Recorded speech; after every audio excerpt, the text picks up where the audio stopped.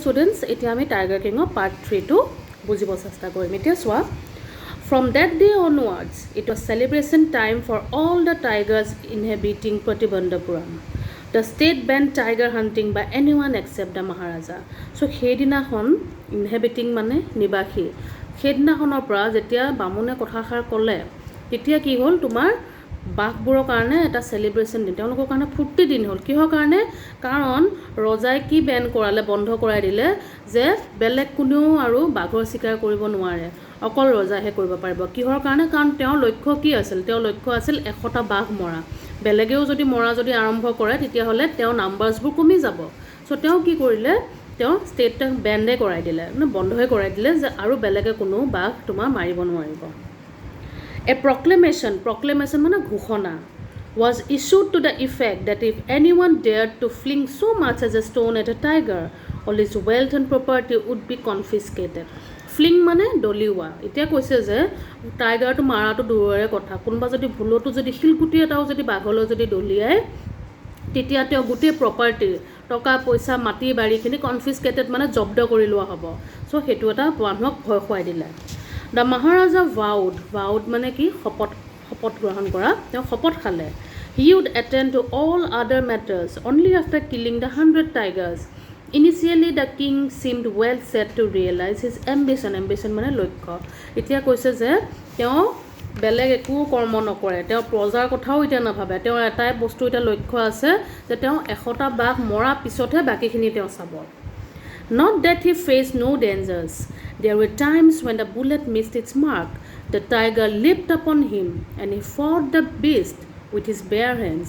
Each time it was the Maharaja who won. So এইটো কথা কৈছে যে ইমান সহজেও কিন্তু তো বাঘবোৰ মাৰিব পৰা নাছিলে।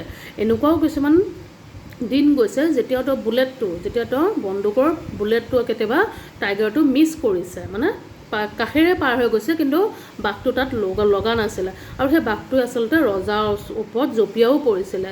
কিন্তু প্ৰত্যেকবাৰে কিন্তু ৰজাজনে টাইগাৰ কিঙে বাঘবোৰ মাৰিবলৈ মানে তেওঁ কি কৰিছিলে, তেওঁ ছাকচেছ হৈছিলে, তেওঁ মাৰি গৈ আছিলে। তেওঁ আচলতে সঁচাকৈ তেওঁ ভয়াতুৰ নাছিলে। He was a very courageous person and he was a very strong person also. তেওঁ বহুত বলো আছিলে, কাৰণ বাঘ এটা জঁপিয়াই পৰাৰ পিছতো তেওঁ আচলতে বাঘটোক হৰুৱাব পাৰিছিলে। এণ্ড ইটছ টাইম কি হৈছিল, প্ৰত্যেকবাৰে তেওঁৱে জিকিছিলে, বাঘবোৰ মাৰি গৈছিলে। At another time he was in danger of losing his throne. এতিয়া কৈছে যে এটা এক্সাম্পল দিছে যে এদিন কি হৈছিলে, এনেকুৱাও দিন গৈছে যে বাঘ মৰাৰ কাৰণে তেওঁ নিজৰ গাদীখন, থ্ৰ'ন মানে তোমাৰ ৰজাৰ যোনখন আসন থাকে, সেই গাদীখনো যাওঁ হৈছিলে। কিহৰ কাৰণে? এ হাই ৰেংকিং ব্ৰিটিছ অফিচাৰ ভিজিটেড প্ৰতিবন্ধপুৰম। হাই ৰেংকিং অফিচাৰ, সেইখিনি সময়ত যিহেতু ব্ৰিটিছৰ শাসন চলি আছিলে, চ' ব্ৰিটিছৰ এজন অফিচাৰ প্ৰতিবন্ধপুৰম তেওঁৰ দেশখনত আচলতে ৰাজ্যখনত আচলতে ফুৰিব আহিছিলে।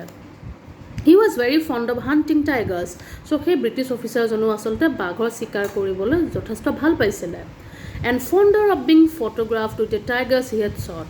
As usual he wished to hunt tigers in Pratibandhapuram, but the Maharaja was firm in his resolve. So resolve মানে সংকল্প। এতিয়া কৈছে যে সেই যে ব্ৰিটিছ অফিচাৰজনে যে প্ৰতিবন্ধপুৰমলৈ যে ভিজিট কৰিছিলে, তেওঁ ইচ্ছা প্ৰকাশ কৰিলে যে তেওঁ কি কৰিব, তেওঁ বাঘৰ মানে চিকাৰ কৰিব যাব বুলি তেওঁ ইচ্ছা প্ৰকাশ কৰিলে। কিন্তু ইয়াতে কৈছে যে মহাৰাজাজনে, যোনজন টাইগাৰ কিং হয়, তেওঁ কিন্তু নিজৰ উদ্দেশ্যত সংকল্পত একদম দৃঢ় আছিলে। তেওঁ মানে যেনেকুৱাই হওক, যিমান ৰিস্কে নহওক কিয়, তেওঁ কিন্তু সেইটো বস্তুটো এলাউ কৰিব নোৱাৰিছিলে, তেওঁ এলাউৱেই কৰা নাছিলে। হি ৰিফিউজ পাৰ্মিশ্যন। তেওঁ যোনজন ব্ৰিটিছ, যেতিয়া অলৰেডি কি হৈছিলে, অলৰেডি তোমাৰ ব্ৰিটিছবোৰে আচলতে অফিচাৰ্ছবোৰে বা তেওঁলোকৰ গভমেণ্টে কি কৰিছিলে, অলৰেডি আমাৰ সৰু সৰু ষ্টেটছবোৰ, প্ৰিন্সলি ষ্টেটছবোৰক তেওঁলোকে কি কৰিছিলে, অকুপাই কৰি গৈ আছিলে। এতিয়া কি হৈছে, সেইখিনি এটা ডেঞ্জাৰাছ টাইমত, এটা যথেষ্ট তোমাৰ সেইখিনি তোমাৰ বহুত চেঞ্চিটিভ টাইম হয়, সেইখিনি সময়তে তেওঁ এজন ব্ৰিটিছ অফিচাৰক তেওঁ মানা কৰি দিছিলে বাঘৰ চিকাৰ কৰিবলৈ। সেইটো এটা তেওঁ বহুত ডাঙৰ ৰিস্ক এটা লৈছে। I can organize any other hunt. You may go on a boar hunt. You may conduct a mouse hunt. We are ready for a mosquito hunt. But tiger hunt, that's impossible. So কৈছে যে মই আপোনাৰ কাৰণে যিকোনো চিকাৰৰ ব্যৱস্থা কৰি দিম। আপোনাৰ যদি boar মানে আচলতে ৱাইল্ড পিগবোৰ, যোনবোৰ তোমাৰ জংঘলী, যোনবোৰ তোমাৰ ধৰা হেৰি থাকে, গাহৰিবোৰ থাকে, যোনবোৰ তোমাৰ দাঁত থাকে দীঘল, সেইবোৰক boar বুলি কয়। চ' কৈছে যে মই যিকোনো আচলতে জন্তুৰে আপোনাৰ মই চিকাৰ মই মানে এৰেঞ্জমেণ্টখিনি কৰি দিম। কিন্তু মই টাইগাৰৰ কৰিব নোৱাৰোঁ আপোনাক যদি বোলে আপুনি ইচ্ছা কৰে যে মই কিহৰ কৰিম মই মাউচৰো তাৰমানে নিগনিৰো যদি চিকাৰ যদি আপুনি যদি কৰিব বিচাৰে মই সেইটোৰো কৰি দিম মানে গোটেইখিনি এৰেঞ্জমেণ্ট কৰি দিম যিকোনো বস্তুৰ আপুনি চিকাৰ কৰিব পাৰিব খালি বাঘটো আপুনি কৰিব নোৱাৰিব The British officer's secretary went word to the Maharaja through the Dewan that the Durai himself did not have to kill the tiger. The Maharaja could do the actual killing. What was important to the Durai was a photograph of himself holding the gun and standing over the tiger's carcass. Carcass means dead body. ইয়াতে কৈছে যে Durai বুলি কৈ আছে তোমালোকে চাবা আয়াভাৰীত বেলেগ ধৰণে লিখা আছে কৈছে যে দেৱানে ধৰা কথা বতৰাবোৰ আদান প্ৰদান কৰে সেই Duraiজনে অফিচাৰজনে আচলতে কথাটো মানে পঠিয়াই দিলে মানে কথা এটা মেছেজ এটা পঠিয়াই দিছে মানে ৰজালৈ যে তেওঁ যেতিয়া ৰজাৰ লগত ধৰা চিকাৰলৈ যাব ৰজাজনেই লাগিলে বাঘটো মাৰিব কথা নাই কিন্তু তেওঁৰ এটা বস্তু মানে লাগিব যে তেওঁ সেই বাঘটোৰ ওপৰত তেওঁ কি কৰিব তেওঁ গানটো লৈ পেলাই তেওঁ ফটোগ্ৰাফ ল'ব কাৰ্কাছ মানে ডেড বডি চ' টাইগাৰৰ যোনটো ডেড বডি সেইটো লাগিলে তোমাৰ বাঘটো লাগিলে টাইগাৰ কিঙে মাৰক কিন্তু অফিচাৰজনে এইটো কৰিব যে তেওঁ গানটো লৈ পেলাই সেই ডেড বডিটোৰ ওপৰত মানে ভৰিখন দি পেলাই তেওঁ যে মাৰিছে সেইটো বস্তুটো তেওঁ ফটোগ্ৰাফ কৰিব বিচাৰিছিলে But the Maharaja would not agree even to this proposal. If he relented now, what would he do if other British officers turned up for tiger hunts? হয়ো কথাটো এতিয়া টাইগাৰ কিঙে কিয় মানা কৰিছে তেওঁ মানা কৰিছে কাৰণ তেওঁ যদি এবাৰ যদি মান্তি হৈ যায় আকৌ যদি নেক্সট টাইম যদি এই কথাষাৰ শুনি যদি আৰু যদি ব্ৰিটিছ অফিচাৰ আহে প্ৰতিবন্ধপুৰমত আৰু যদি তেওঁলোকেও যদি এইখিনি ইচ্ছা প্ৰকাশ কৰে বাঘৰ মানে চিকাৰলৈ যোৱা তেতিয়া তেওঁ কি কৰিব চ' তেওঁ সেইকাৰণে মানা কৰি দিলে Because he prevented a British officer from fulfilling his desire, the Maharaja stood in danger of losing his kingdom itself. So, তেওঁ যে ব্ৰিটিছ অফিচাৰক যেটো মানা কৰি দিছিলে এতিয়া টাইম আহি গৈছিলে যে তেওঁ নিজৰ ৰাজ্যখনো হেৰুৱাব লগা হৈ গৈছিলে মানে এতিয়া চান্স মানে বহুতখিনি বেছি আছে যে এইখিনি সময়ত ব্ৰিটিছ অফিচাৰজনে মানে যিকোনো একশ্যন তেওঁৰ ওপৰত ল'ব পাৰে The Maharaja and the Dewan held deliberations বিচাৰ বিমৰ্শ কৰিলে Over this issue, as a result, a telegram was dispatched forthwith to a famous British company of jewelers in Calcutta, sent samples of expensive diamond rings of different designs. So, এতিয়া তেওঁলোকে এটা বুদ্ধি খাজিলে পৰামৰ্শবোৰ ল'লে তেওঁ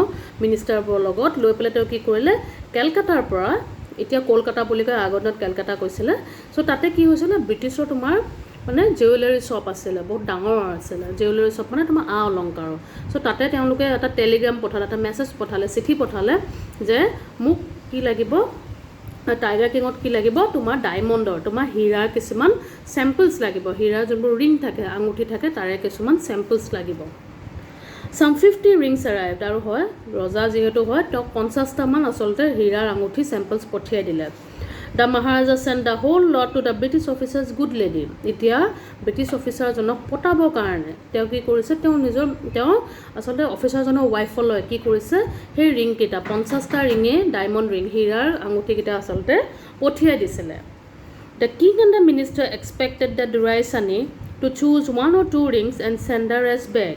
Within no time at all, the Durai Sani sent her reply.